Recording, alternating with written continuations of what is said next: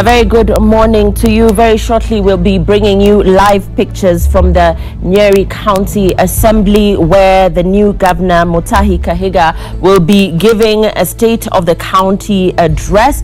It will be his first time speaking to the County Assembly of Nyeri after the death of former governor of Nyeri, Dr. Wahome Gakoro. And those images you're getting there are from Nyeri County, where we're going to be listening into Nyeri Governor Mutahi Kahiga, who will for the first time be giving a State of the County address. Our main focus this morning will be on devolution, and we will be taking a look at the state of devolution across different counties in the country. Those images are coming to you from Nyeri County, and Martin Munene will be updating us from there. And therefore, we'll be going there live very shortly for more on what we are expecting to hear from Mutahi Kahiga, the Nyeri County Governor. And a very good morning to you. This is Citizen Extra. My name is Lillian Muli, and for the last 6 years, the Salaries and Remuneration Commission, whose 6-year term ended yesterday, was tasked with job evolution for the entire public service, development of a remuneration and benefits policy, and review and harmonization of allowances for public servants. Sarah Serem's tenure ended yesterday, and she did say that the wage bill has increased from 465 billion in the 2012-2013 financial year to 627 billion in 2015-2016, which is an average increase of 11%, despite the fact that revenue is not growing. Now, this morning we'll be talking about the fact that the Salaries and Remuneration Commission has said that the public sector wage bill is expected to rise to 650 billion by the end of the 2017-2018 financial year. Also on Citizen Extra, secondary school principals and their deputies will from next year be required to have a master's degree in education in new staffing changes announced by their employer yesterday. Primary school head teachers and their deputies will also be required to have a minimum of a first degree in education. The Teacher Service Commission Chief Nancy Macharia said she spoke at the official opening of the 13th annual Kenya Primary School Head Teachers Association Conference in Mombasa, and that is currently ongoing. We're also looking at devolution, as earlier mentioned, which came as a result of years of demand by Kenyans who wanted equitable sharing of resources, government services brought closer to them, and power devolved. We'll be looking at whether indeed devolution has worked. And as we take a look at devolution across the counties, our reporters are stationed in different counties, and we'll be talking to John Wanyama, who is live in Uasin Gishu County. Good morning, John Wanyama. We're looking at the state of devolution in the year 2017 from Uasin Gishu County. In terms of what the people there are saying, what the governor is saying, has devolution worked in that part of the country? A very good morning back to you, Lillian. And in Uasin Gishu County, clearly, according to Governor Jackson Mandago, is that the devolution have really worked, especially in this region, putting in mind that since he came into place, he has said that he has done several things, including construction of roads, ECD, employing over 2,000 teachers for ECD, and then also coming up with bursary money for students who are in schools, and also the hospitals in rural areas that have not been really working, especially dispensaries. Governor Jackson Mandago said that he has really tried whatever he can to ensure that he revamp those hospitals. He has also put enough drugs in those hospitals. So also to help me in this, maybe Lillian, to answer your question whether Uasin Gishu County has gone ahead or has done anything during this devolution time, I'm joined here with the Uasin Gishu County Assembly Speaker to talk to us. Maybe Speaker, if you can help us to answer this question that Lillian is asking. Do you think devolution has worked in Uasin Gishu County, and where? Largely, to a large extent, I can say it has worked, especially on the issues of decision making. At least for the first time after the promulgation of the new constitution, we have the county government, which has both the development and also the governing authority. for its citizens. So we can say that because the locals are able to make the decisions on the ground, they are able to conduct the local leaders on the ground, and the decisions are made on the ground, not waiting for the Nairobi to make their own decisions. That one has really assisted. Secondly, the services that are being provided, that has been devolved, can now be done at the local level, and to a large extent I can say it has worked. There are some teething problems here. They are just like any new system, but going forward, we have only finished 4.5 years. We are going to the second term of another 5 years. So within a spectrum of like 10 years and above, most of the things will have stabilized. The challenges will have been sorted out, and I can foresee a situation whereby in future it will have really worked. Yeah. Maybe, Speaker, if some residents feel like we are at a level we are duplicating this job for the government employees who are there before this new constitution, and then the new people also in the county government. As you are aware, there are two levels of government. There is the national government, and also there is the county government. Both of them are serving the same citizen, that is the people of Kenya, and each one have their own distinctive role. The national government, although we are saying that they are in Nairobi, they also have the structures within the local system. The county government has their structures within the county level, and also within the local system. And sometimes you can see they are doing duplication of work, but each one serves a certain government. We have the local services. They have their own employees within for the county government. We have the national government, which should have an eye also at the ground. They have their own system, and they have their own employees so that they can deliver the message. But all of them are serving one agenda. That's the people of Kenya. Okay. Yeah. Thank you very much, Speaker. If I can talk to Huruma MCA shortly, just briefly, Mheshimiwa, do you think devolution has worked, especially in Uasin Gishu County and at your level, Huruma? Yes, devolution has worked. Maybe I can rate it 65%, judging on the ward that I represent, what we are able to get, and mostly, but we still have hiccups of water, whereby I represent a ward that is within town, the CBD. So there are some things that need to be straightened up, knowing that as most of the things have been devolved, we were expecting, even whereby I represent, whether it's in Eldoret town, that areas that didn't have water has water, whereby in my area we normally get water once an hour, even in some areas in a whole week. So there's some areas that still needs to be worked on, but devolution, to me, it's going to work in a few years' time if things are looked at the right way. We thank the government for having devolved most of the things into the county level, so that for being devolved, we need to see it even in the ward level, whereby in the ward level we have not felt it the way it's supposed to be. Maybe if you look back at this devolution, do you think, especially in terms of the functions that were devolved to the county government, like maize here in Uasin Gishu, we have not already started buying, do you think this a fail? No, it's not a fail, because it's only that the mechanism needs to be put there in place, and also people given power to be able to have a free hand in order for them to do the job without having to consult too many people. But when that is done with the training that is supposed to be done, I think it will work. Thank you very much. And still on the focus of devolution, we will be crossing now to Nyeri County, where my colleague Martin Mnene is standing by just to brief us what is really happening in Nyeri County.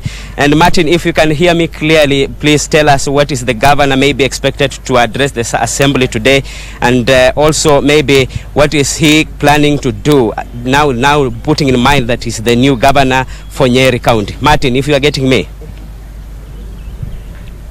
A very good morning to you indeed, Wanyama, in Uasin Gishu County. And like you said rightly, we are in Nyeri County. You're getting us live from this particular county. And I am at the County Assembly of Nyeri, where we expect the fourth Nyeri Governor, Mutahi Kahiga, to make his first address to the County Assembly. I must say that in the past, we have seen we have seen the executive arm of government and the County Assembly really being at war in this particular county, and that has been blamed as the cause of Nyeri County being ranked 49 out of 49 consecutively in terms of development performance. And therefore the Nyeri people, of course, haven't really enjoyed the fruits of devolution because of the wrangles that the county experienced in its first county government between the two arms of government. And therefore it is very important that this particular government, which is actually the third, the people of Nyeri are of course expectant. And what happened earlier this year is that we saw the first governor, after he passed on, his deputy taking over, and he took over in an election year, and so he wasn't able to really perform because much of his time was spent on the campaign trail. And then after the elections, we got another governor who was the third,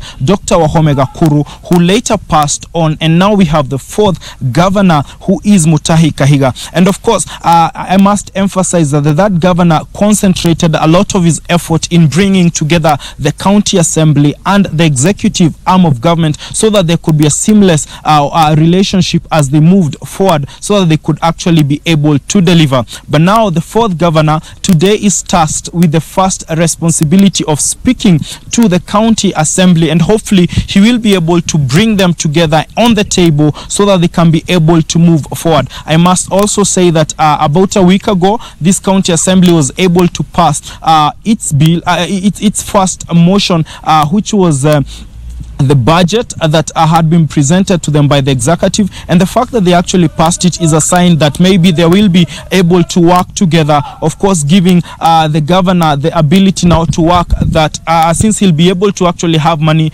to actually be able to conduct his business. And we're going to be talking to one of the members of the County Assembly to give us an idea of what they expect from the governor's speech, and also tell us whether he feels whether devolution has worked in this particular county. So kindly introduce yourself and briefly tell us, do you think devolution is working in Nyeri County? Thank you very much. My name is Kiroga Dhuku. I'm the MCA for Chinga in Odhaya. And what I can say is that devolution is slowly taking shape in Nyeri. And like many people have said, we have had a very bad past in our county. And this assembly is very much intent in changing things. We no longer want any wars here. If people must differ, we say we want people to differ with decorum, and it must be for the benefit of Wajiko. Yes. Yeah. Okay, if I may ask you, today the governor will be speaking to the County Assembly. What are some of the focus areas you expect him to address? Okay, of course, I expect chief among his key layers to be unity or a good working relationship between the assembly and the executive. And also I expect him to outline his vision. Remember, he was the deputy to the late governor. They had jointly come up with major steps of how they wanted to move Nyeri first, or to move Nyeri forward. So what we expect the governor to do is to reiterate his commitment to the vision they had together with the late Dr. Wahome Gakuru. And because of course with focus on better health services, on betterment of agriculture, on betterment of our youth, and such matters. All right, and maybe as I let you go, in your particular ward, do you feel that people actually are feeling the effect of a devolved system of government as opposed to previous years where the government was only national? Well, what I can say is, when we came in, like recently we passed the supplementary budget. Lillian. So. Yeah, we passed the supplementary budget. There are tangible projects in my ward, and so I can only say the jury is still out. But with devolution, we expect many positive things to kickstart in our wards. So I expect, of course, to be very positive development in Chinga ward. in Nyeri County, concerns have been raised, especially after the budget that you as a county assembly passed, that priority was given to expenses that are going to be spent paying people recurrent expenditure, and also priority areas like the youth were left out. What is your take as you finish on this particular matter? Of course, what I would say, things may not be perfect, but we are working at bettering matters, especially on that issue of the youth. We, of course, have said we shall bring up motions to help allocate more funds towards the development of our youth and such matters. But you see, we could not have dared not pass that supplementary budget because everything would have come to a standstill. Of course, there is that issue you have mentioned about a bloated civil service, which is, of course, gobbling up a lot of resources. Now, together with the executive, I believe we shall work towards addressing that problem. But you see, you cannot just come and sack people. They'll take you to court, and the industrial court will make you to pay them even more. So all the teething problems that we have found in our county, the good thing is that we are willing to engage and resolve them amicably. All right, thank you. Thank you very much. Thank you. Thank you. All right, Lillian, that is the state of devolution in this particular county. And like I had said earlier, Nyeri County has experienced a lot of challenges when it comes to devolution due to wrangles between the executive and the county assembly arm. But also, like this particular member of the county assembly has said, and I think it happens even in the national government, the county is struggling with a very large wage bill, and therefore the balance between the amount of money that is devolved and is spent on development is actually very little compared to the amount that is devolved and is actually being spent on paying people recurrent expenditure. And therefore that is an area that has really affected the status of devolution. And I believe not just in this county, but maybe in other counties, but also like we've had from the national government, they are saying that one of the challenges they've had as a government is a bloated wage bill, and that is also happening here in Nyeri County. And so we're going to be keen and follow what the governor will be saying today and telling the county assembly as we look forward to another 4 years of his term, as we see 5 years rather, and actually just see if he'll be able to actually bring these two arms of government together and actually be able to work. That is how devolution is working in this particular region. Back to you in studio, Lillian. That's Martin Monene in Nyeri County. Thanks for that. Martin will be going live to Nyeri once again, where the Nyeri County Governor Mutahi Kahiga will be giving a State of the County address for the first time after taking over from Dr. Wahome Gakoro, and we will be finding out what exactly his focus will be, this being the first time that he will be addressing that county assembly.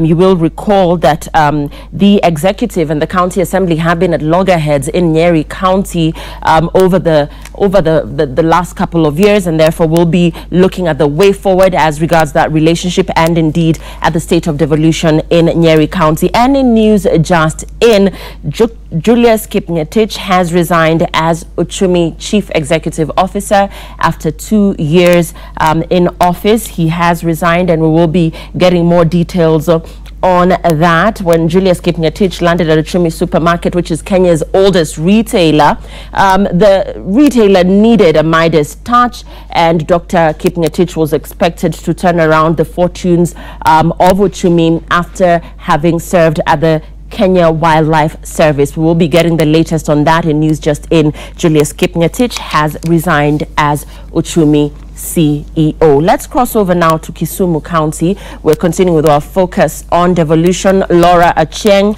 is on standby in Kisumu County as we continue to look at whether devolution has brought resources and power closer to the people. Laura, good morning. And what are the people in Kisumu saying?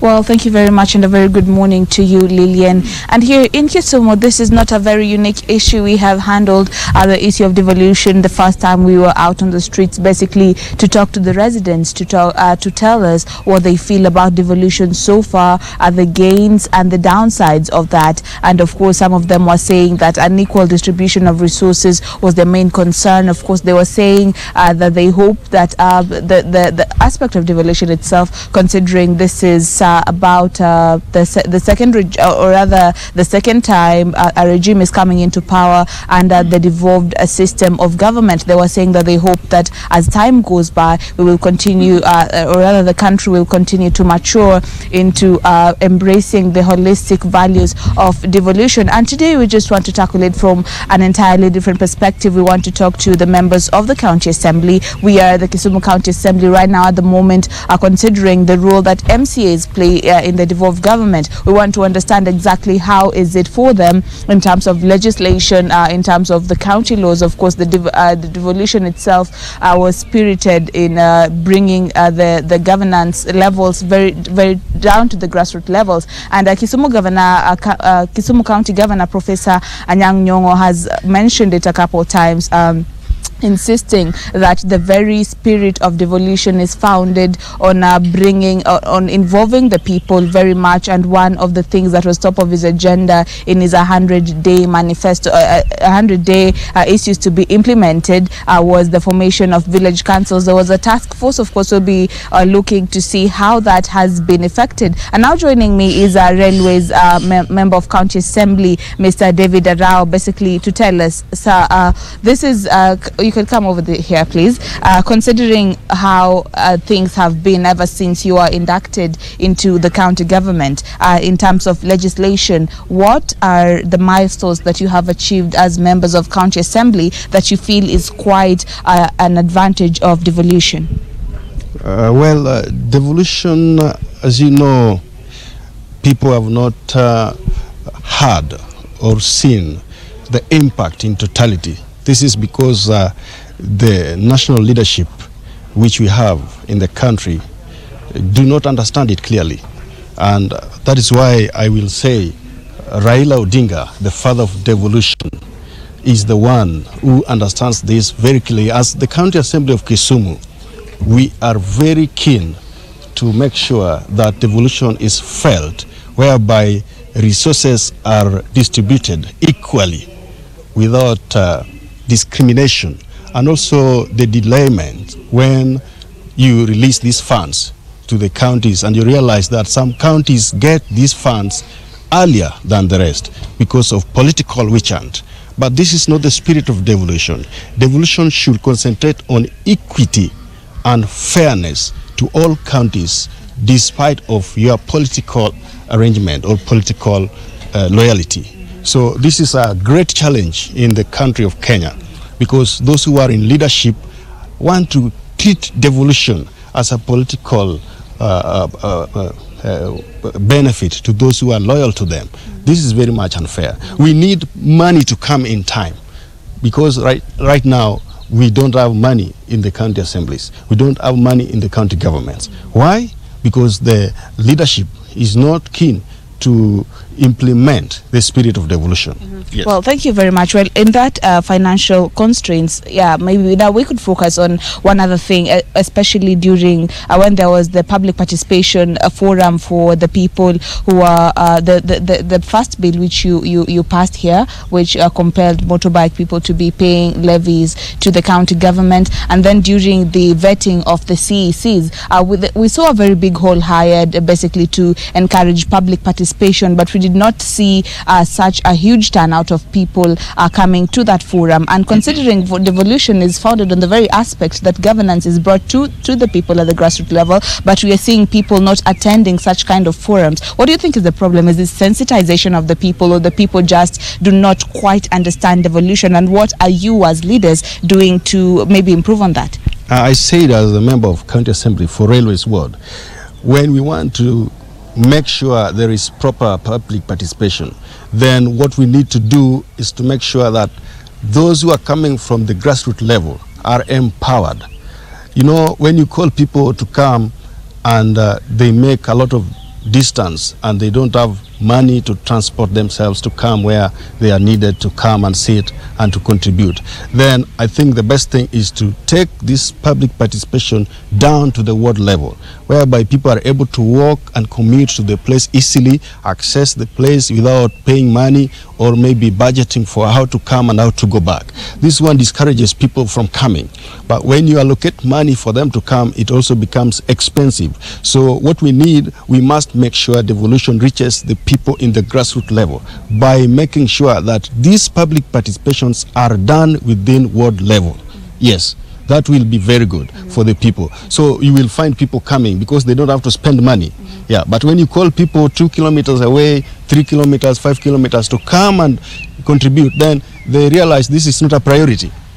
Yeah, but in the end, they are the ones who will lose as the people. So us as the representatives, we really want to push these things to the world level. And that is what I have put across even in the Kisumu County Assembly, that we take back public participation in the grassroots areas, villages and regions within the wards. Yes. Well, thank you very much for your time, sir. Thank you very much for making time to speak with Citizen TV. And yes, as you have heard, Lillian, devolution is has some way to go, considering what the Honorable Member of County Assembly has just said, especially in the matters of public participation. Here in Kisumu specifically, we have seen such a low turnout on all matters where public participation is required, while the county government has been trying to put in place measures. But as he has said, true to his word, is that the participation forum, rather the jurisdiction, is placed at constituency level, and now he's raising an issue that it should be devolved down to the ward levels, and of course the formation of the village councils, which the governor was saying will be specific to meeting the development demands of the people. So that is what so far devolution in Kisumu means, or what as it stands, what it means for the people. Now we have spoken to the people and also a legislator, so we've gotten both sides of the story, but of course we'll be keeping our eyes and ears on the ground to be bringing you the latest from this side. Lillian. Laura, many thanks for that. We're crossing over to Parliament now, where the House Business Committee was formed yesterday.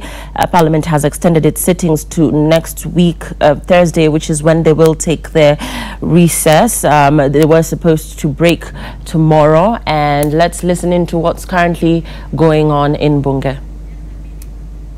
The freedom are not unconditional because the government has a duty and responsibility to ensure maintenance of peace and public order and protection of the rights, lives and property of all its citizens.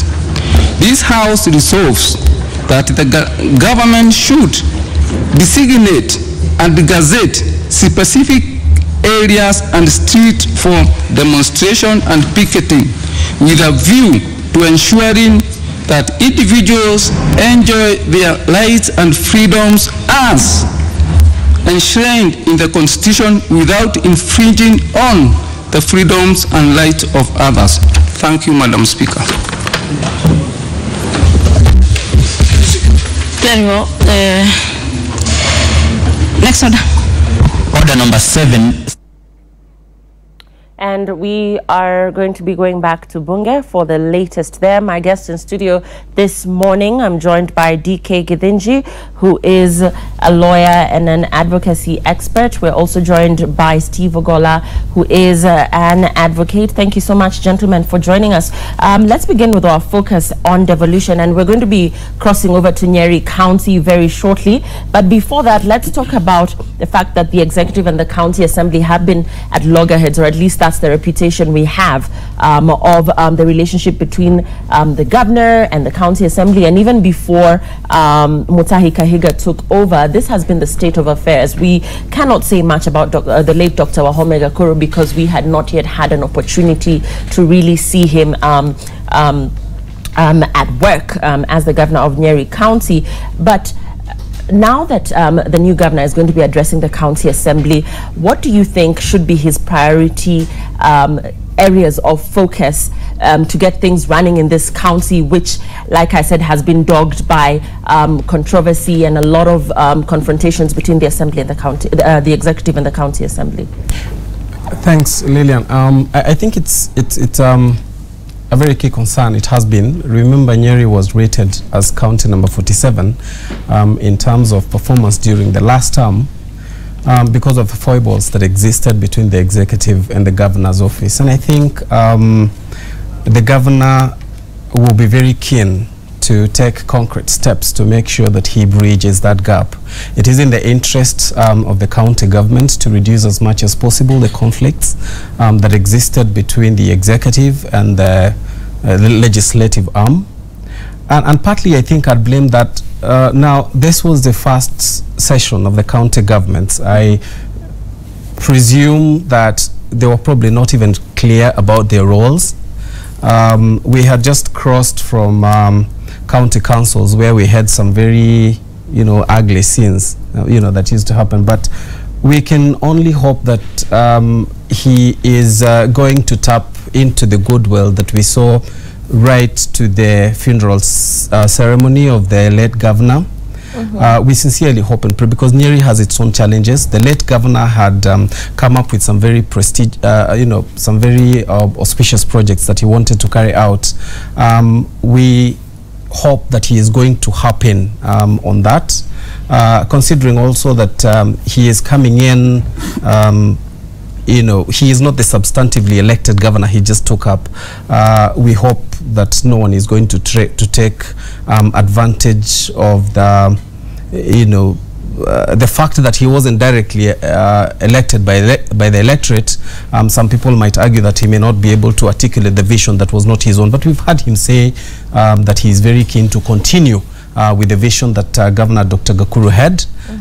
We expect that to feature in prominently during his speech. Steve?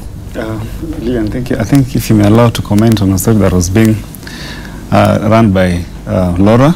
I think she mentioned something concerning the state of devolution. If I may just say something related to that, a textual analysis, even before you go into a detailed examination of whether devolution is working or has not, because that is about animating devolution in its proper context or in its intended context.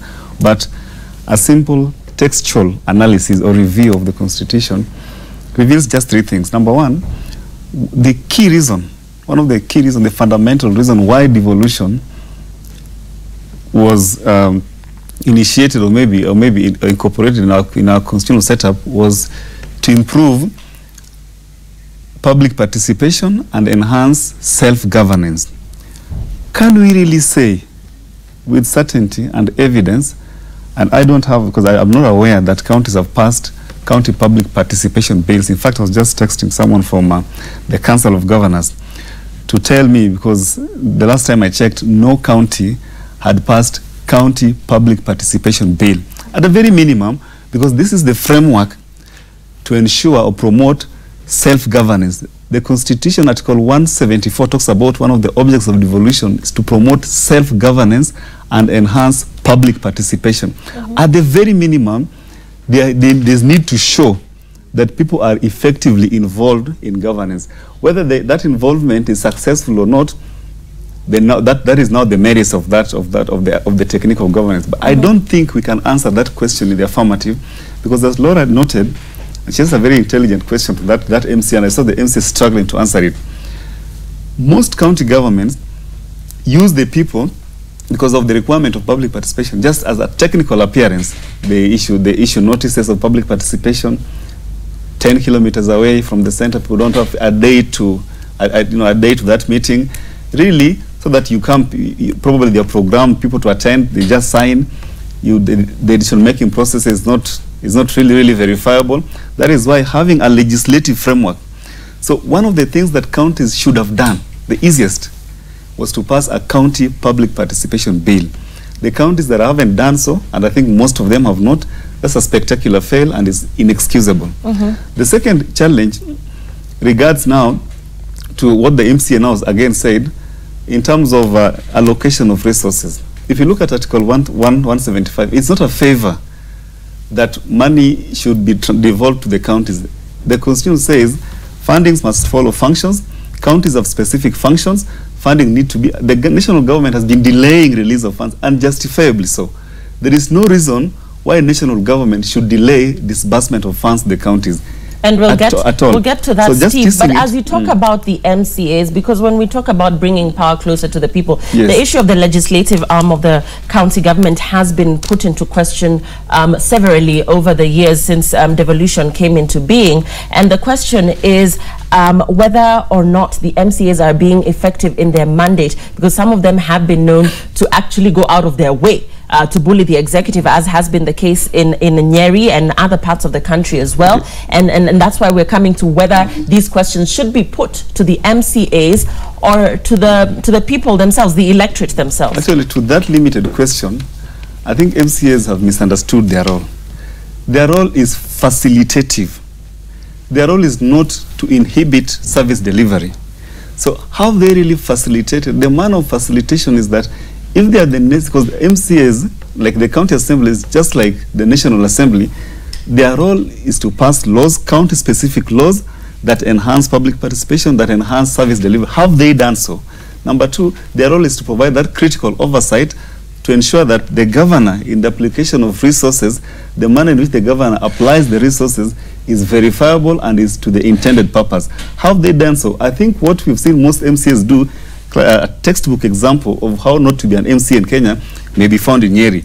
What MCAs have done, they are using, whenever they are required to make approvals, they use those opportunities to negotiate for themselves trips, money, allowances, you know, they to also perhaps to sabotage the county government or the governor, you know, blackmail the governor until they get some demands made. Let's hear DK's take on the same, the MCAs and the blackmailing and the fact that they really do not seem to be understanding what their role is within the county assemblies and indeed within the counties. Thank you. Yeah, I think, and this is not a problem that is unique to the MCAs. We just read in the newspapers today in the National Assembly, the MP is trying to twist the system by increasing the committees in the House and the membership thereof, so that they would be able to circumvent, you know, the directives that were given by the Salaries and Remuneration Committee. One of the key questions to ask ourselves is whether the MCA understands his role. Okay, because they just graduated from councillors to MCAs just about 6 years ago, and that could be born out of a failure to understand their roles in the county assembly. Now, they spent a lot of time in the last 5 years. A lot of things were done, a lot of trainings, a lot of money was spent, but one gets the feeling that they haven't actually caught, you know, the drift of exactly what they are elected to do. Obviously, one, there is the entrenchment of personal interests in the conduct of their affairs, both at the county assembly, and that can be quite disruptive, you know, as evident in Nyeri and other places like Embu. So there is an element, I feel, that the MCAs are probably not properly equipped. They do not understand the laws of devolution. They don't understand their role vis-a-vis the executive role of the governor. And until that gap is bridged, we are going to be seeing a lot of teething problems occurring. Because again, it's not just a matter of agreeing, you know, with the county government, because the governors have been equally culpable in misusing county funds. But I think there needs to be a deliberate effort in bringing everyone on board to be able to understand exactly what their roles are under the constitution and under the law, and as like Steve said, matters to be with facilitation of public participation to make sure, one, they are able, because they are the people on the ground, they listen to the citizen on the ground, and then they're able to bring up their aspiration. Now, when you talk about public participation, the other question that also comes up is whether the citizen down there is equipped well enough to be able, for example, to critique budgets, to be able to critique some of the laws that they make.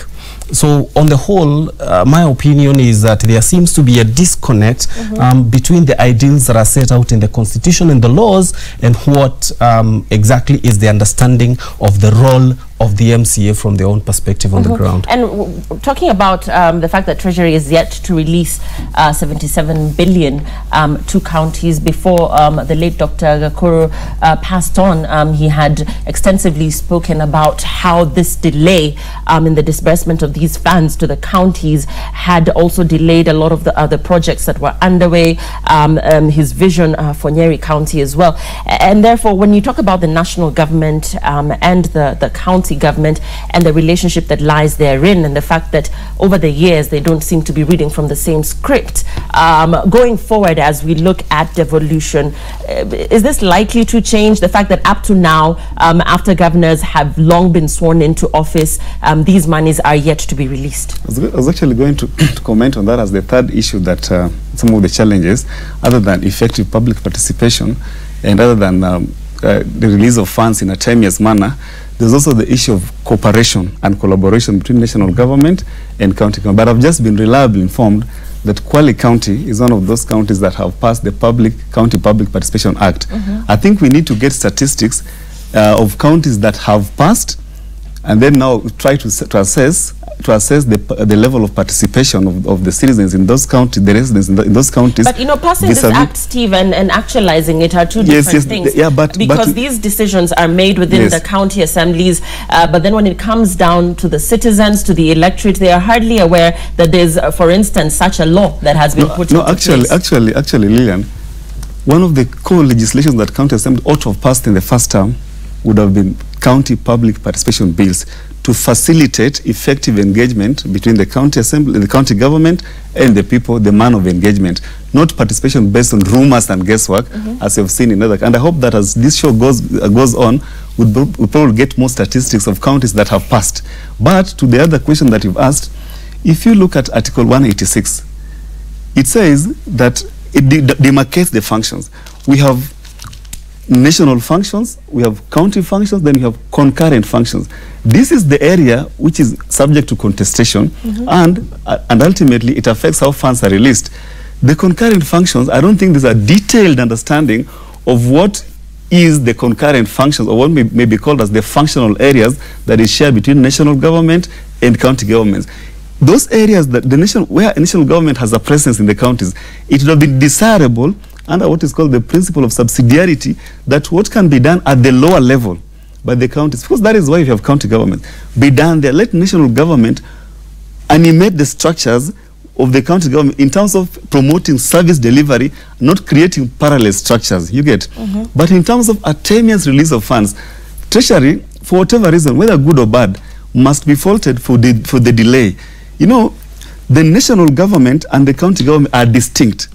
The Constitution says that they are interdependent, but they are distinct, in the sense that it is not up to the national government to determine when to release funds to the counties and saying that we will hold these funds until elections are over because governors will misuse that. That is interfering with the functional independence of the counties. We have an independent office called the Office of the Auditor General. If governors want to misapply funds, they will misapply those funds, whether you release them during electioneering period or whether you release them later. So I think the national government also need to properly understand that they have a facilitative role, in terms of ensuring that the functional integrity and the functional independence of county governments is not hindered by actions made at the national level. And actually, a lot of people are reacting to your statement on public participation within counties. Somebody here is saying in Kiambu, they advertised for the position of Director Public Participation. Nairobi County, someone here is saying has a public participation bill, I think in 2015. And therefore, we invite you to tell us, about public participation within your particular county. Yes. Has any information been given to you as regards public participation and your voice within the county assembly and indeed within the counties in terms of decision making and what your views are? Would like to know. Please tell us your name and which county you're writing to us from. DK, we're talking about a delay in releasing funds to counties 6 months into the financial year and how that serves as an impediment to county development. Lillian, I'd agree with my colleague Steve that is unconscionable. There is really no reason. Various reasons, various excuses rather have been advanced that the county revenue allocation laws had not been passed and issues like that.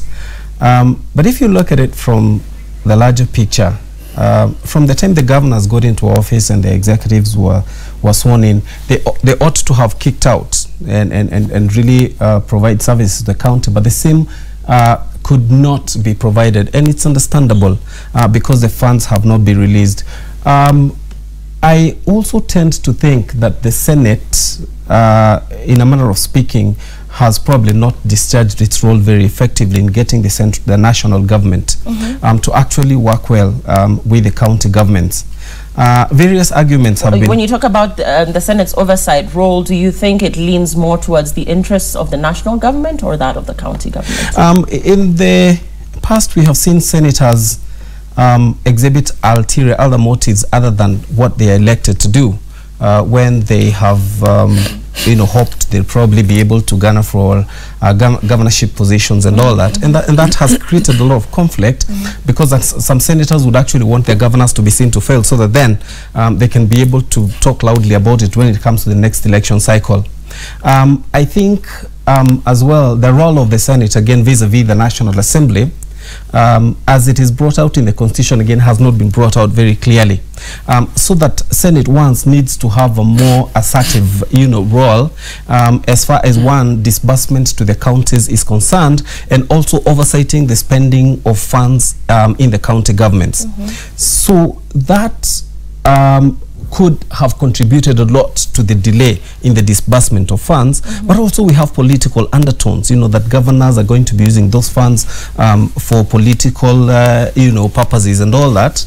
But as far as I'm concerned, it is upon the two arms of government to work hand in hand to make sure that the system works well. As my colleague said, the very ethos of devolution was to actually to bring development closer to the Mwananchi. Places that have been forgotten, places that did not appear to merit a lot of attention as far as central government policy was concerned. And we have seen some positive improvement. We've seen tarmac roads in places, in northern Kenya, Marsabit, Isiolo. It would be a good thing, but then we need to reduce the politics involved in the release of these funds. And we need probably to get to a level where we separate politics from development matters. Because as much as devolution has a lot of politics in it, but then we need to be able to look at it from the ideals that were set forth in the Constitution. And hopefully then we can have the kind of quality of debate that is required and the quality of conversations that are required between the county governments and the national governments, and the Senate as a key player.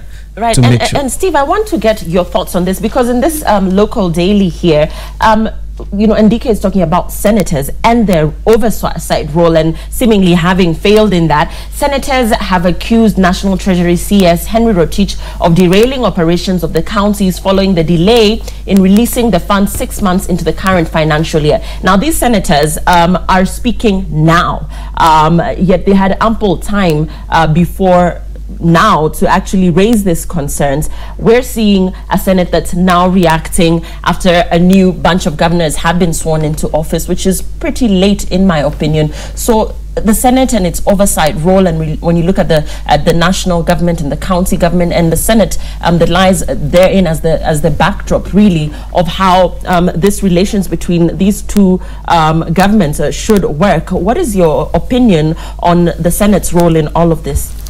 Lillian, the Senate's fail, a spectacular fail in protecting or defending devolution, is well documented.